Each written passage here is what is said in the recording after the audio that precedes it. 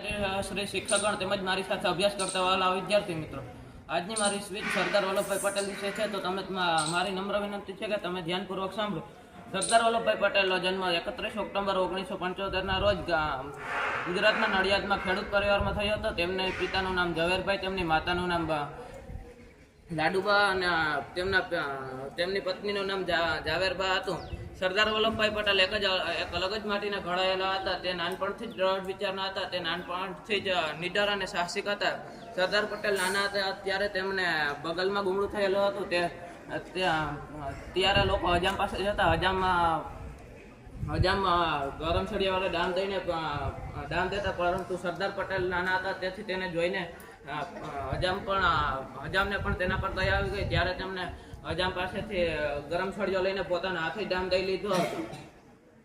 તેથી કહેવાય છે કે સરદાર પટેલને લોખંડી પુરુષ કહેવાય છે.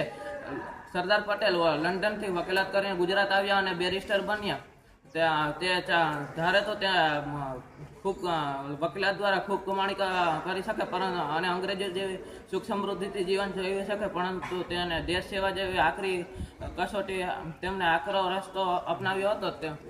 તે 1913માં તે મુંબઈમાં અમદાવાદમાં વકીલાત કરી રહ્યા હતા. વકીલાત કરતા હતા. બોટસરમાં તે વકીલાત કરી રહ્યા હતા ત્યારે તેમને એક પત્ર મળ્યો. તે પત્ર વાંચીને તેણે ખીચામાં મૂકી દીધો અને પોતાની દલીલો ચાલુ રાખી. કેસ જીતીને તે જ્યારે કોર્ટની બહાર નીકળ્યા ત્યારે તેને લોકોને જાણ થઈ કે તે પત્ર તેની પત્નીના મૃત્યુ નહોતું, પરંતુ તેને કોઈ પણ જાતનો આઘાત લાગ્યો નહીં અને પોતાના ધ્યાન તરફ પોતાના કેસ જીત્યો.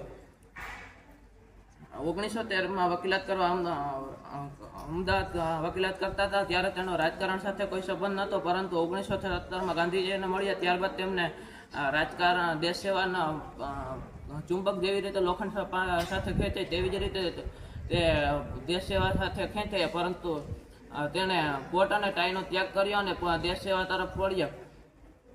1928માં ખેડૂતોને દયનીય સ્થિતિ હોવા છતાં અંગ્રેજ સરકાર તેમની ખેડૂતો પાસે આકરો કરી લેતી હતી. તેથી આ જોઈને સરદાર પટેલે બારડોલી સત્યાગ્રહ કર્યો. બારડોલી સત્યાગ્રહ સફળ થતા ત્યારબાદ સરદાર પટેલને સરદારનું બિરુદ મળ્યું હતું. તેમણે ઘણા સત્યાગ્રહ કર્યા છે, જેમાં અસહકાર આંદોલન, બારડોલી સત્યાગ્રહ, ખેડા સત્યાગ્રહ વગેરે મુખ્ય છે. 1924 થી 1928 સુધી અમદાવાદના મેયરની ભૂમિકા સારી રીતે ભજવી હતી. સરદાર ડેમની સામે સરદાર પટેલને નર્મદાના નીર વચ્ચે તેમની 182 મીટર સૌથી ઊંચી પ્રતિમા છે, જે 2018માં નરેન્દ્ર મોદી ભારતના વડાપ્રધાન નરેન્દ્ર મોદીના હસ્તે ઉદ્ઘાટન કરવામાં આવ્યું હતું. 15 ઓગસ્ટ 1950ના રોજ હાર્ટ એટેકથી તેમનું મૃત્યુ થયું હતું.